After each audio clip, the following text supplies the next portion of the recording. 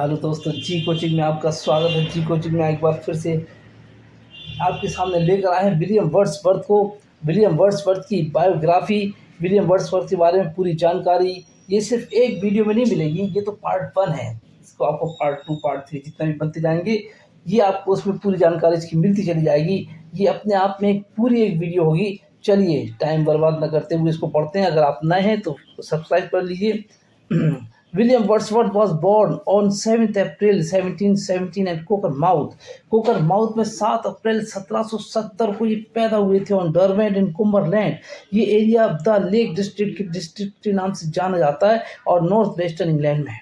Wordsworth was the second of 5 children. ये 5 बच्चों में सेकंड नंबर के थे। पांचों के नाम Richard, William Wordsworth, Dorothy, John और Christopher.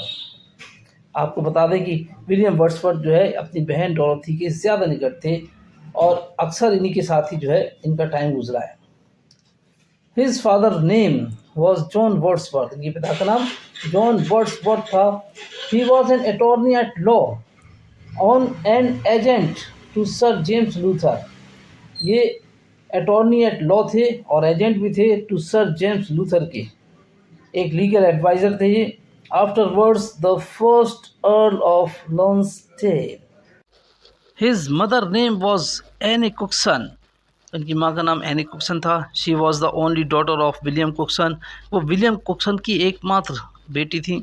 His mother and father died in his early age. इनके माता पिता की बहुत जल्दी मृत्यु हो गई थी। So his uncle took care of him in his childhood. तो इनके अंकल ने इनको बचपन में पाला। हिज इन्फेंसी, उनकी बचपन में शेष अवस्था एंड अर्ली बॉयहुड और उनका लड़कपन were spend partly at Cockermouth and partly at Penrith. थोड़ा इनका बचपना कोकरमाउथ में गुजरा और थोड़ा पेनरिथ में। इन 1778 में William Wordsworth and Richard were sent to grammar school at Hawkshead. ये हॉक्सशीट के ग्रामर स्कूल में भेजे गए। कौन कौन भेजेगा याद रखें इसको। विलियम वर्ड्सवर्थ के साथ में इनके भाई रिचर्ड वर्ड्सवर्थ को भेजा गया 1778 में। 1787 he was admitted to Saint John's College Cambridge. Cambridge के सेंट जॉन्स कॉलेज में इनको एडमिट किया गया 1787 में। फिर इसके बाद William Wordsworth was interested in literature of his own choice. William Wordsworth को लिटरेचर में बहुत शौक था, इसलिए खुद इन्होंने लिटरेचर चुना। इन 1791 में ही टुक हिज बीए। उन्होंने बीए की डिग्री हासिल की from the Saint John's College Cambridge University. इसको याद रखें, सेंट जॉन्स कॉलेज यूनिवर्सिटी से इन्होंने, कैम्ब्रिज यूनिवर्सिटी से इन्होंने बीए की डिग्री ली। एंड इन 1789 में French revolution had broke down. जिस समय फ्रांसीसी क्रांति शुरू हो चुकी थी। In 1791 William Wordsworth went to France. William Wordsworth France गए। There he visited Paris. वहाँ इन्होंने पेरिस को घूमा एंड ब्लोइस और ब्लोइस को घूमा। In Blois he felt in love with a French girl. वह एक फ्रांसीसी लड़की से मोहब्बत इनको हो गई। नेम्ड, इसका नाम क्या है, annuity Velan. But he did not marry her. लेकिन ये उससे शादी नहीं कर पाए बिकॉज ऑफ पॉलिटिकल इवेंट्स, राजनीतिक कारणों के कारण। William Wordsworth returned to England. वापस इंग्लैंड लौट आए before the birth of his daughter Annie Caroline. इनको अपनी बेटी एनी कैरोलिन से के पैदा होने से भी पहले इंग्लैंड लौटना पड़ा राजनीतिक कारणों की वजह से, क्योंकि उस वक्त मामला ये था कि ब्रिटेन ने यानी इंग्लैंड ने फ्रांस पे युद्ध की घोषणा। इन फरवरी 1793 में ब्रिटेन डिक्लेयर्ड, इंग्लैंड ने घोषणा कर दी द वॉर, युद्ध की ऑन फ्रांस पे। This war kept on 7 years, 7 साल चलती रही ये युद्ध। ड्यू टू वॉर, इस युद्ध के कारण हिज ड्रीम्स वर शैटर्ड। विलियम वर्ड्सवर्थ के जितने भी सपने थे वो बिखर गए। He became a pessimist. वो विरक्त हो गया, उदास हो गया, सन्यासी टाइप हो गया। एज अ पेसिमिस्ट, एक सन्यासी के तौर पर, एक विरक्त के तौर पर, ही कंपोज 3 पोएम्स। उसने 3 कविताएं लिख दी, क्योंकि एक कवि उसके अंदर था। डिस्क्रिप्टिव स्केचेस, ये पहली। एन इवनिंग वॉक, दूसरी। बॉर्डरर्स, ये ट्रेजिडी नाटक। ये 3 कविताएं लिख दी है, 3 रचनाएं कर दी। हिज पेरेंट्स, उसके माता पिता, ब्रदर्स, उसके भाई बहन, sisters, event died in his early age, ये सब जो है अर्ली एज में उसके जो है मर गए। ओनली डोरोथी, केवल डोरोथी वॉज अलाइव, केवल डोरोथी जिंदा रही। So he started to live with his sister, इसलिए उसने अपनी बहन के साथ रहना शुरू किया। एट रिजडाउन में, इन डॉर्सेटशायर में उसने रहना शुरू किया। हर द इम्पैक्ट ऑफ हेयर, ये हेयर है, HERE, इसमें ई और आना चाहिए, here. The impact of nature's beauty made him a poet, यहाँ पर प्रकृति की खूबसूरती ने उसको एक कवि बना दिया। William Wordsworth used to write letters to S T. Coleridge, William Wordsworth अक्सर एस.टी. कॉलरिज को, सैमुअल टेलर कॉलरिज को खत लिखा करते थे। इन 1795, 1795 में both met each other in Bristol. In 1797, 1797 William Wordsworth and Dorothy settle, दोनों सेटल हो गए इन अल्फॉक्सटन, दोनों भाई बहन अल्फॉक्सटन में सेटल हो गए। Then William Wordsworth and S T. Coleridge composed a collection of poems, इसके बाद एस.टी. कॉलरिज के साथ मिलकर विलियम वर्ड्सवर्थ ने पोएम्स का कलेक्शन कंपोज किया। इट वॉज पब्लिश्ड इन 1798, 1798 में, under the title of the lyrical ballads. ये लिरिकल बैलाड्स जो है ये रोमांटिक एज की शुरुआत यहाँ से हुई, और रोमांटिक एज की शुरुआत करने वाले विलियम वर्ड्सवर्थ और एस.टी. कॉलरिज हैं। Lyrical ballads is the beginning of the English romantic movement in literature. Literature में English romantic movement की शुरुआत lyrical ballads से हुई। There are 23 poems, में 23 poems हैं in lyrical ballads. William Wordsworth contributed 19. William Wordsworth ने 19 poem लिखी हैं इसमें से, and Coleridge contributed 4 poems. इनकी 4 poems हैं lyrical ballads। फर्स्ट एडिशन 1798 में आया, इनका पहला एडिशन 1798 में, दूसरा एडिशन आया 1800 में, और तीसरा एडिशन आया 1802 में, और चौथा एडिशन आया फाइनल 1805 में। ये लिरिकल बैलाड्स के बारे में अगर पूरी जानकारी चाहिए तो जी कोचिंग के विलियम वर्ड्सवर्थ के लिरिकल बैलाड्स नाम की वीडियो पर जाइए, वहाँ मिलेगी, या प्ले लिस्ट पर जाइए। Lyrical ballads first poem is the Rime of the Ancient Mariner, ये पहली पोएम इसकी the Rime of the Ancient Mariner, ये एस.टी. कॉलरिज की पोएम है, और शुरुआत हुई एस.टी. कॉलरिज से, और and the last poem is Tintern Abbey, आखिरी पोएम टिंटन एबे है जो विलियम वर्ड्सवर्थ की है। इन 1802, देखो 1802 में कितनी सारी घटनाएं हुई ये हमें यहाँ पर मालूम पड़ेंगी।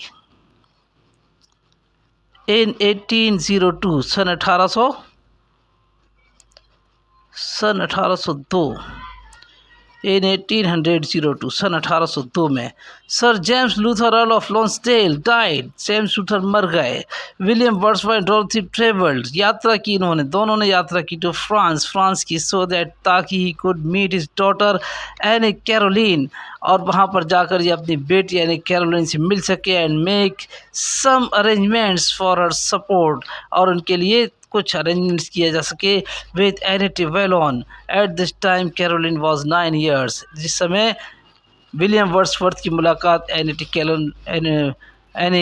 कैरोलिन से हुई वो समय 9 साल की थी, इसको याद रखें।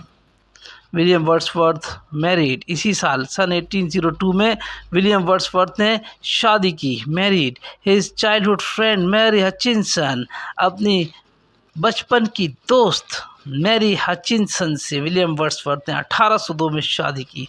दे हैड 5 children, उनके 5 बच्चे हुए, 3 of whom predeceased their father, उसमें से 3 अपने पिता से पहले मर गए। William Wordsworth started writing the excursion, 1802 में ही द एक्सकर्जन इन्होंने लिखना शुरू की, जिसको 1814 में इन्होंने पब्लिश भी कर दिया 12 साल बाद। William Wordsworth started a poem 1799, उन्होंने 1799 में एक पोएम लिखना शुरू किया, एंड कंप्लीट इन 1805 में, और 1805 में उसको कंप्लीट किया। He called it poem to Coleridge, इस पोएम का नाम इन्होंने पोएम टू कॉलरेज रखा। यहाँ इनको समझने की बात है ज़रा, बट ही रिफ्यूज़, लेकिन उन्होंने मना कर दिया टू पब्लिश कराने से। याद रखें 1805 में ये पोएम पूरी हो चुकी थी, पोएम टू कॉलरेज, लेकिन ये कब पब्लिश हुई देखें आगे, इन्होंने इसको भी पब्लिश कराने से इनकार कर दिया। इट कब तक, until he would complete the recluse, जब तक वो रिक्ल्यूज पूरा नहीं कर लेते तब तक इसको पब्लिश कराने से विलियम वर्ड्सवर्थ ने इनकार कर दिया। He wanted to make it a prologue, ये उसको प्रोलोग यानी प्रस्तावना बनाना चाहते थे, किसकी, of the recluse, the recluse की जो उसको प्रस्तावना बनाना चाहते थे। द रिक्ल्यूज जो है आपको बता दें, द रिक्ल्यूज इनका एक ऐसा ग्रंथ, एक ऐसी बड़ी कविता, एक ऐसा महाकाव्य बनने वाला था जो इन्होंने जो है पूरा प्लान किया हुआ था, लेकिन दुर्भाग्य से वो कंप्लीट नहीं हुआ, अनफिनिश्ड वर्क रहा।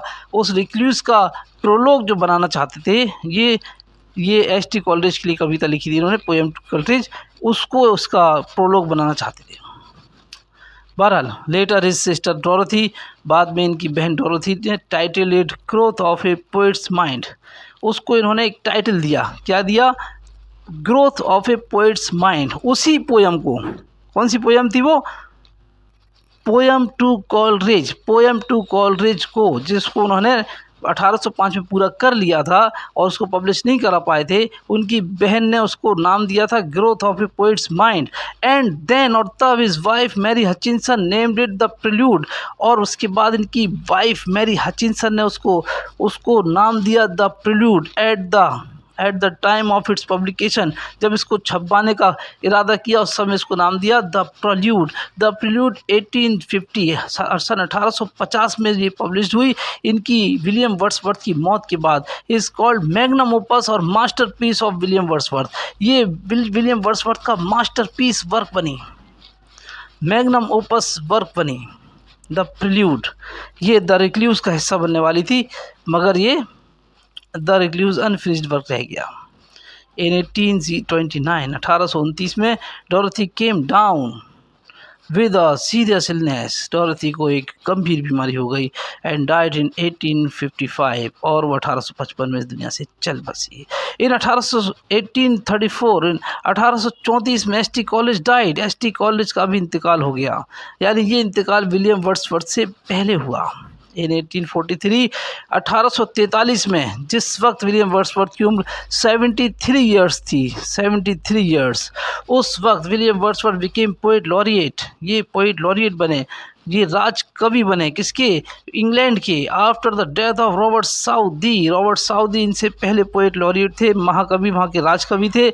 इसके बाद फिर विलियम वर्ड्सवर्थ बने, और क्या हुआ था देखें आगे, इसको मालूम पड़ेगा। Initially refused it, saying that he was too old, शुरुआत में इन्होंने उसको ये कहकर मना कर दिया था कि वो बहुत बूढ़े हो चुके हैं, हालांकि ये भी राजनीति से नाराज़ थे और राजकवि बनना नहीं चाहते थे। लेकिन उस समय की जो प्राइम मिनिस्टर था रॉबर्ट पील, उसने इनको जो है तैयार किया, और हर तरह से तैयार किया। बहरहाल ये तैयार हो गए, और उसने कह दिया, you shall have nothing required of you, हम तुमसे कुछ भी नहीं मांगेंगे, तुम तो बस राजकवि बन जाओ। क्योंकि इनके राजकवि बनने के बाद कई सारे कवियों को जो है अपने कलम को खामोश करना था और राजनेताओं के खिलाफ लिखना बंद करना था। He wrote no official words, इन्होंने कोई भी ऑफिशियल कविता नहीं लिखी। एट दिस, इस पर Robert brown called him lost leader, इस पर रॉबर्ट ब्राउन ने इनको लॉस्ट लीडर की संज्ञा दी, क्योंकि हर एक कवि जो है उस समय राजनीति से और राजनेताओं से और उस समय के राजा महाराजा और प्रधानमंत्रियों से चिड़ा हुआ था। बहरहाल विलियम वर्ड्सवर्थ मेन ऑक्यूपेशन का मुख्य धंधा क्या था, was composing poems and critic, poems को कंपोज करना और क्रिटिक यानी आलोचना करना। William Wordsworth teacher William Taylor, ये याद रखने वाली बात है, inspired him to compose poetry, William Taylor ने इनको पोएट्री कंपोज करने के लिए इंस्पायर्ड किया। विलियम वर्ड्सवर्थ जानते थे मैनी लैंग्वेजेस, बहुत सारी भाषाएं, जैसे Greek, French, Spanish, Italian, Latin, The Romantic Age began in 1798 with lyrical ballads. Romantic as की शुरुआत 1798 में लिरिकल बैलाड्स से हुई एंड एंडेड इन 1832. कुछ लोग इसको 1837 भी मानते हैं. इन वाटर स्कॉट डाइड, जब वाटर स्कॉट जो है वैन वाटर स्कॉट डाइड, जब वाटर स्कॉट मरा तब इन्होंने उसको एंड मान लिया. William Wordsworth and ST. College started. William Wordsworth और एस.टी. कॉलेज ने शुरू किया था रोमांटिक एज शुरू किया इन 1798 1798 विद लिरिकल बैलाड्स से. प्री रोमांटिक पीरियड, इससे पहले जो रोमांटिक पीरियड से पहले जो एज था वो प्री रोमांटिक एज कहा गया उसको. 1770 से ये 1790 तक था. फादर ऑफ रोमांटिक एज कहलाते हैं विलियम वर्ड्सवर्थ. और साथ में अगर आप सैमुअल टेलर को भी अगर लगा दें तो कोई हर्ज नहीं होगा. इन 1813 में William Wordsworth moved to Rydal Mount. ये राइडल माउंट की तरफ गए विद हिज फैमिली, अपनी फैमिली के साथ. Where he spend the rest year, अपनी ज़िंदगी के आखिरी साल गुजारे. ऑलमोस्ट 50, लगभग 50 साल ऑफ हिज लाइफ, अपनी ज़िंदगी के आखिरी साल उन्होंने वहाँ पर गुजारे. William Wordsworth died of pleurisy. ये प्लूरसी एक ऐसी बीमारी होती है, इसको फुफ्फुस आवरण शोथ बोलते हैं. ये इसमें फेफड़ों में सूजन आ जाती है और काफ़ी तकलीफ़ के साथ जो है मौत होती है. बहरहाल at home at Rydal Mount वाले घर पर इनकी डेथ हुई है. He was